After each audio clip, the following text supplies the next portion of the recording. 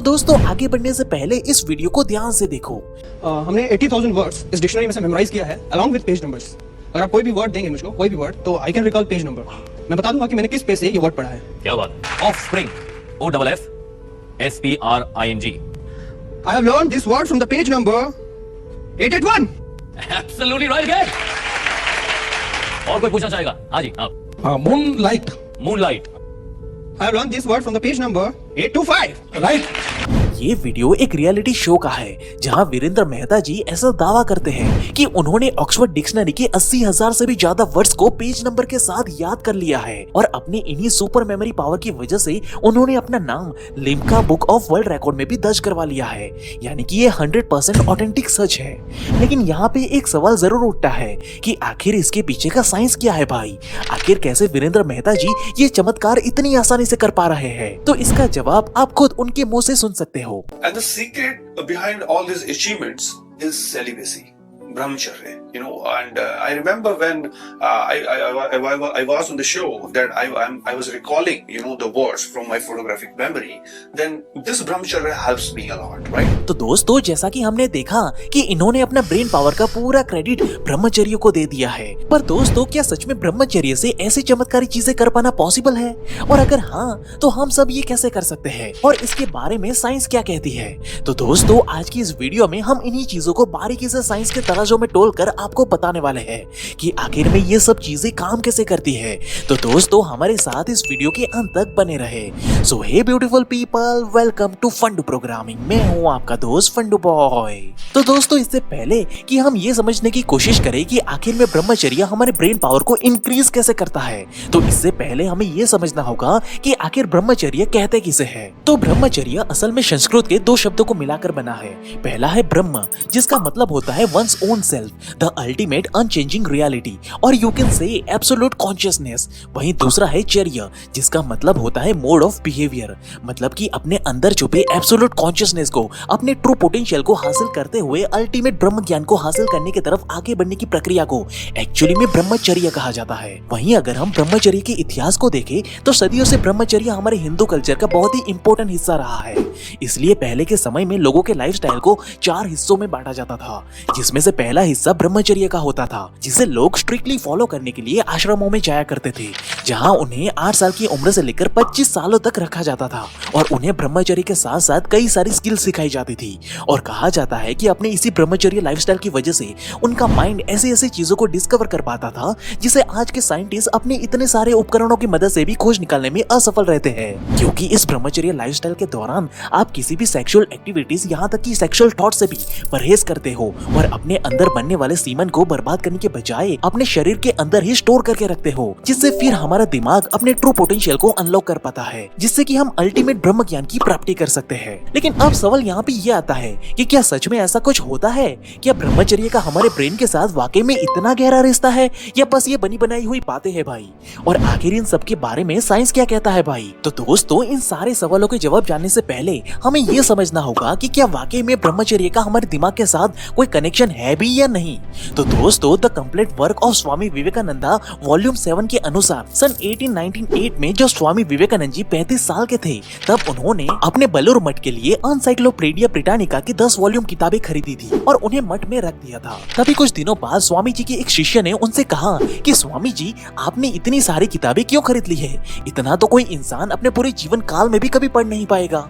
आप ये सुनते ही स्वामी जी ने कहा कि तुम इनमें से कोई भी किताब उठा लो बेटा, और रैंडमली जो कुछ भी पूछना चाहते हो वो तुम मुझे पूछ सकते हो। आप ये सुनते ही वो शिष्य दंग रह गया और फिर उसने एक एक करके सभी किताबों में से कुछ कुछ चीजें स्वामी जी से पूछने लगा, जिसका जवाब स्वामी जी ना सिर्फ सही दे रहे थे बल्कि स्वामी जी ने अपने जवाब के साथ साथ ये तक बता दिया कि असल में वो सारी बातें कौन से पन्ने पे लिखी हुई है, जिसे देखकर शिष्य पूरी तरह से हैरान हो गया और कहने लगा कि स्वामी जी, ये इंसानी दिमाग की बस की बात तो नहीं है। आपने ये चमत्कार कैसे किया स्वामी जी?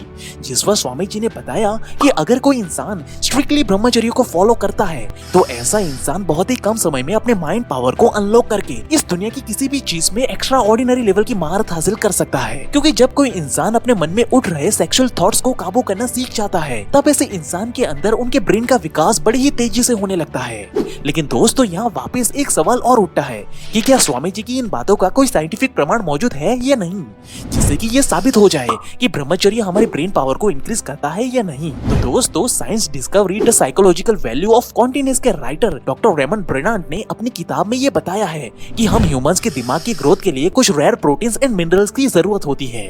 जैसे कि हम प्रोटीन सब्सटेंस की बात करें तो हमें एल्बुमाइन, न्यूक्लियोप्रोटीन्स, ग्लोबुलाइंस और म्यूसिन की जरूरत होती है। वहीं अगर हम मिनरल्स की बात करें तो हमारे ब्रेन सेल्स को मजबूत बनाने के लिए इसे phosphorus, sodium, calcium, magnesium and iron जैसे मिनरल की भरपूर मात्रा में जरूरत होती है। और ये सारे एलिमेंट्स किसी भी इंसान के शरीर में सही से मौजूद होते हैं तो उस इंसान का दिमागी विकास इस कदर होने लगता है कि उसके आसपास रहने वाले लोग उसे एक भगवान के अवतार समझने लगते हैं। लेकिन वहीं जिन लोगों के शरीर में इन सब्सटेंस की कमी होती है उन लोगों के माइंड का विकास एक पॉइंट के बाद सीमित हो जाता है। अब इन सब में सबसे हैरानी की बात तो ये है कि अभी तक हमने जितने भी रेयर प्रोटीन और मिनरल के बारे में जाना है उनमें से ज्यादातर चीजें आर्टिफिशियली कभी बनाई ही नहीं जा सकती, क्योंकि ये सारी चीजें सिर्फ हमारे सीमन में ही मौजूद होती है। और डॉक्टर रेमोन ने बकायदा इन चीजों को साइंटिफिकली डेमोन्स्ट्रेट करके दिखाया है कि जब कोई इंसान लगातार सीमन को लूज करता रहता है तब इससे ब्रेन का प्रीफ्रंटल कॉर्टेक्स कभी डेवलप ही नहीं हो पाता। वहीं जो लोग ब्रह्मचर्य का पालन करते हैं उनके शरीर में ये रेयर प्रोटीन्स और मिनरल्स भरपूर मात्रा में होते हैं, जिससे फिर ऐसे इंसान के दिमाग का वो हिस्सा जो पूरे शरीर को कंट्रोल करता है वो बहुत ही ज्यादा स्ट्रॉन्ग हो जाता है। और एक समय के बाद ऐसे इंसान उन सारे कामों को बड़ी ही आसानी से कर लेता है, जिसे साइंस के नजरिए से असंभव माना जाता है। वहीं अब एक लेवल और डीप में जाकर रिसर्चर्स ने ये एक्सपेरिमेंट कंडक्ट किया कि जहां उन्होंने कुछ लोगों को सिर्फ एक हफ्ते के लिए सीमन इजैकुलेशन करने से मना किया, जिसके आखिर में ये सामने आया कि जिन लोगों ने सिर्फ एक हफ्ता के लिए ब्रह्मचर्य को फॉलो किया था उनके अंदर टेस्टोस्टेरोन की मात्रा 145.7% बढ़ गई थी, जिसकी वजह से उनकी शरीर की एनर्जी बूस्ट हुई और वो बाकियों के कंपैरिजन में ज्यादा प्रोडक्टिवली काम कर पा रहे थे। वहीं जब उनकी मेंटल एबिलिटी को चेक किया गया तो ब्रह्मचर्य का पालन कर रहे लोग बाकी लोगों के कंपैरिजन में काफी सारे पजल्स और कॉम्प्लेक्स चीजों को बड़ी ही आसानी से सॉल्व कर पा रहे थे। तो यहाँ तक हमें ये तो समझ में आ गया कि आखिर में कैसे ब्रह्मचर्य हमारे ऑर्डिनरी ब्रेन को एक्स्ट्रा ऑर्डिनरी बनाने में मदद करता है। लेकिन ब्रह्मचर्य आखिरकार काम कैसे करता है भाई?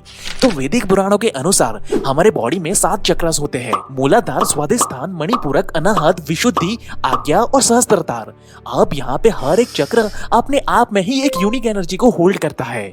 जैसे अगर हम मूलाधार चक्र की बात करें तो ये चक्र आपके बॉडी की एनर्जी को अर्थ की एनर्जी के साथ कनेक्ट करता है, जिसे अनलॉक करने पर हम ब्रीथिंग, स्लीपिंग, ईटिंग के साथ साथ डीप सेंस ऑफ पीस को भी कंट्रोल कर पाते हैं। वहीं स्वादिष्ठान चक्र के अनलॉक होने पर आपको एक्सट्रीम लेवल की क्रिएटिविटी को कंट्रोल करने की शक्ति मिल जाती है। वहीं मणिपूरक चक्र की शक्ति आपके अंदर साहस भरने का काम करती है और ये अब तक बताए गए सारे चक्र से पावरफुल है, क्योंकि इसे अनलॉक करने पर आप असीमित पावर को एक्सेस कर सकते हो। वहीं अनाहत चक्र की शक्ति हमें अपने इमोशन को कंट्रोल करने का पावर देती है। वहीं विशुद्धि चक्र की मदद से हम कम्युनिकेशन की पावर को अनलॉक कर पाते हैं, जिससे कि आपकी कही गई बातों का लोगों पर गहरा प्रभाव पड़ने लगता है। वहीं आज्ञा चक्र को थर्ड आई भी कहा जाता है, जिसके अनलॉक होने पर एक इंसान कॉन्शियसनेस की हाईएस्ट लेवल को अचीव कर पाता है, जिसके बाद उसे वैसी वैसी चीजें दिखाई देने लगती है जिसे एक साधारण आंखें कभी देख नहीं सकती। वहीं आखिर में सहस्त्रधार चक्र एक्चुअल एनलाइटमेंट की शक्ति को रिप्रेजेंट करता है और ऐसा माना जाता है कि इसके अनलॉक होने पर हम सीधा यूनिवर्स के साथ, या यूं कहे कि हाईएस्ट लेवल ऑफ एनर्जी के साथ कनेक्ट कर पाते हैं, जिसे बुद्धिज्म में निर्वाणा भी कहा जाता है। अब नॉर्मली ये चक्र हर किसी के लिए पूरी तरह से एक्टिवेट नहीं रहते, यानी कि जो लोग इस दुनिया के मायाजाल में फंसे रहते हैं वो लोग इन शक्तियों को कभी एक्सेस कर ही नहीं पाते, और कर भी पाते हैं तो भी वो बहुत ही लिमिटेड लेवल पे होता है। लेकिन वैदिक शास्त्र के अनुसार जब कोई इंसान अपने शरीर में सीमन को एक लंबे समय तक धारण करके रखता है तब उसके शरीर में मौजूद सीमन ओजस में बदल जाता है, जो कि शरीर की सबसे पावरफुल एनर्जी में से एक है। और फिर ये एनर्जी सेक्सुअल ट्रांसम्यूटेशन की मदद से ऊपर की ओर ट्रैवल करने लगती है, और इसी एनर्जी के इस्तेमाल से एक साधारण इंसान भी इन चक्रास को एक एक करके खोल पाता है। और जब ये प्रक्रिया आपके सहस्त्रधार चक्र को, जो आपके माइंड के पास लोकेटेड होता है, वहां तक पहुंचती है, और जब आप उसे खोल लेते हो तब आप इस दुनिया में मौजूद सारी चीजों से अपने आप को कनेक्ट कर पाते हो, और आपका दिमाग इतना तेजस्वी हो जाता है कि आप लगभग उन सारे दिमागी कामों को आसानी से कर सकते हो जो कि एक मामूली इंसान के लिए करना नामुमकिन सा होता है। साथ ही जैसे जैसे आपके भीतर बसे ये चक्र खुलते जाते हैं वैसे ही आपका अपने इंद्रियों के ऊपर पूरा कंट्रोल आ जाता है, जिसका वर्णन हजारों सालों से हमारे हिंदू स्क्रिप्चर्स में बताया गया है कि जब कोई ऋषि मुनि या इंसान ब्रह्मचर्य का पालन करते हुए तपस्या करता है, यानी कि जब वो अपनी इंद्रियों को अपनी ओजस की शक्ति से वश में करने की कोशिश करता है, तब इंद्रदेव का आसन डोलने लगता है और वो अपने सिंहासन को बचाने के लिए अपनी अलग अलग अप्सरा मेनका और उर्वशी को भेजते हैं, जिसमें मेनका का अर्थ होता है मन को विचलित करके वश में करने वाली, वाली, वहीं उर्वशी का मतलब होता है हार्ट की इंद्रियों को विचलित करके वश में करने वाली, जो अपनी पूरी ताकत से तपस्वी को रोकती है इस ब्रह्म ज्ञान को हासिल करने से। सिमिलरली आप सभी ने भी ये महसूस किया होगा कि जब भी आप पूरे फोकस के साथ अपनी पढ़ाई करने के लिए बैठे ही होंगे कि तुरंत ही आपके मन में इस अलग अलग इंद्रियों का तांडव शुरू हो जाता है भाई, जिससे कि आपके मन में बेमतलब के सेक्सुअल थॉट आना शुरू हो जाते हैं, या अचानक से खाना खाने की या मोबाइल में सोशल मीडिया चलाने की इच्छा आना शुरू हो जाती है, जो और कुछ नहीं बल्कि हमारी तपस्या को भंग करने के लिए इंद्रियां ऐसा माया जाल क्रिएट करती है, जिसके चलते ज्यादातर कमजोर लोग कभी ब्रह्मचर्य का पालन कर ही नहीं पाते। लेकिन कुछ ताकतवर लोग अपने तप यानी कि ब्रह्मचर्य में फोकस के साथ लगे रहते हैं, तब एक लेवल के बाद फिर ये चीजें उन्हें परेशान नहीं करती और फिर जाकर आप ना सिर्फ अपने इंद्रियों को अपने वश में कर पाते हो, साथ ही इस पॉइंट पर आकर आप अपने चक्रस को भी ओपन करके अल्टीमेट ब्रह्म ज्ञान को हासिल कर पाते हो, जैसा कि स्वामी विवेकानंद जी ने भी किया था, जिसके बाद ही लोग उनकी बुद्धि देखकर उन्हें सुपर ह्यूमंस कहने लगे थे। लेकिन अगर आपने अभी अभी ब्रह्मचर्य का पालन करना शुरू किया है और आप हर दिन सेक्सुअल थॉट्स के मायाजाल में फंस जाते हो, तो लेफ्ट साइड के वीडियो पे क्लिक करके सेक्सुअल थॉट्स को कंट्रोल करना अभी सीख लो। बाकी आपको हमारी ये वीडियो कैसी लगी वो हमें कमेंट करके जरूर बताना, और ऐसे ही लाइफ चेंजिंग वीडियोस हर हफ्ते देखने के लिए हमारे चैनल को अभी सब्सक्राइब करें। And at last, thank you for watching guys.